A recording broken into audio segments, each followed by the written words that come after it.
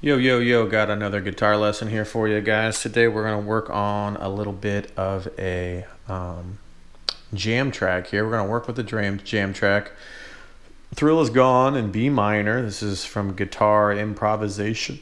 I'll put the link in the description here so you guys can give them a little bit of love and jam over top this track if it's something that interests you. So just want to kind of analyze it for you and let you know kind of my thoughts on how to play over some of these changes. So we've got a minor blues. So in a minor blues,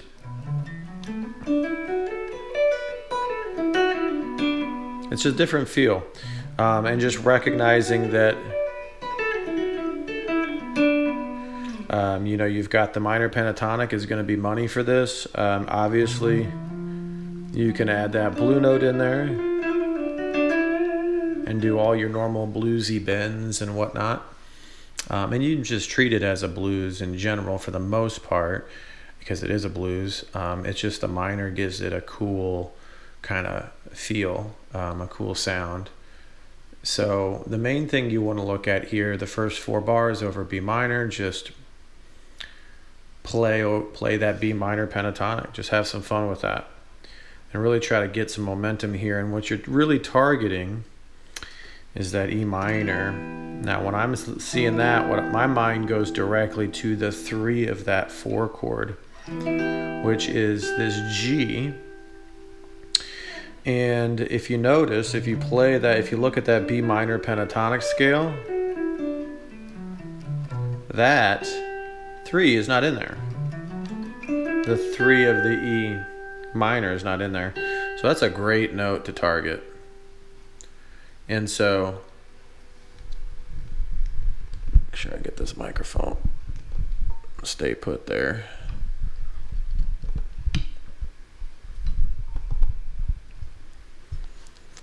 And so, yeah, targeting that E is really, or that G over that E minor chord is super important. And if there's a G there, G there, G there. Like I said in my last video about learning the notes and where they are, you can do stuff like this. You can target these specific notes after just a quick little analysis. It's like, okay, that's going to be cool to hit that. And back to the B minor, which is going to be cool too. You get this half step into that F sharp, which is the 5 of the B minor chord. Okay, so otherwise, now this is where it gets interesting, is this G major 7 chord. So this is wonderful. I just love this kind of stuff, because this is going to force you, if you're a blues guy, it's going to force you to think a little bit here, a little bit outside the box. So you want to learn and you want to know this G major 7 arpeggio. I'm going to put this shape there on the screen for you. You got it there, and then you also got it down here.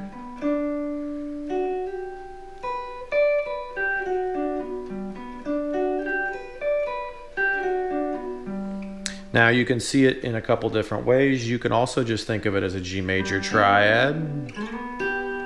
You got 3 out of the 4 notes in there.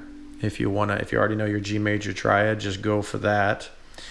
You can also think of it as a G major or a B minor triad, because they're stacked. So check this out. G major triad right there, and then B minor triad. If you put them together,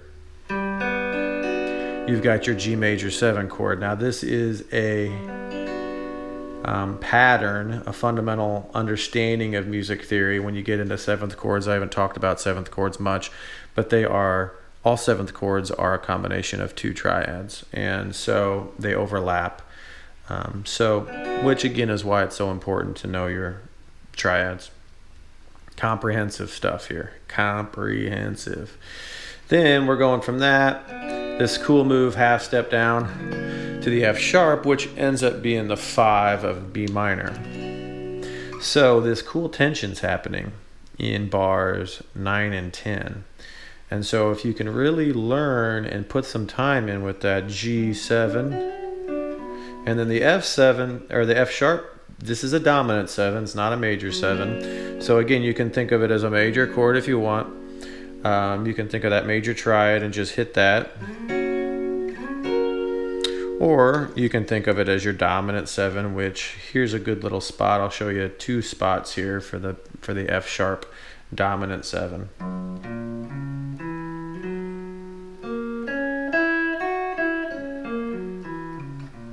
And as you can see, that's just the major triad with the flat 7. 1, 3, 5, flat 7, 1, 3, 5, flat 7, 1. Down here, 1, 3, 5, flat 7, 1. You know, you can keep going. Yeah.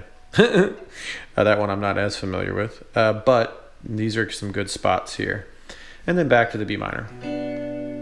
So I'm going to go ahead and play this backing track, and I'm going to show you kind of what that sounds like and what that looks like.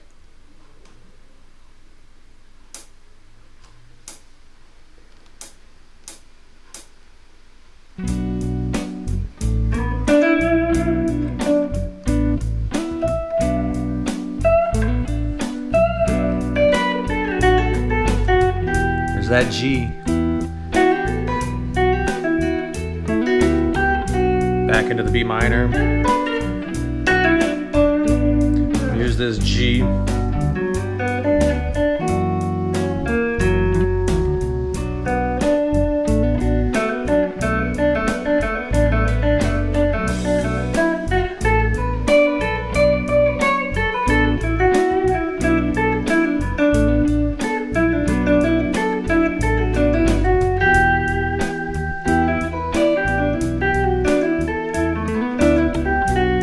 Same thing, just doing that G and F sharp.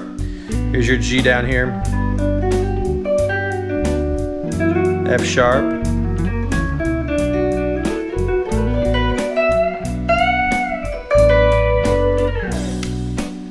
Yeah, so anyway, that's how that sounds. Now, there's, you know, I'm thinking as little as possible. I know it sounds weird because this lesson is, and how I'm teaching is all about what, you know, how to think about it. But when you're playing, this information just kind of comes through. So now I'm kind of talking it through, so I'm not able to really lose myself in the solo. But you can see how these ideas just kind of come out while I'm playing.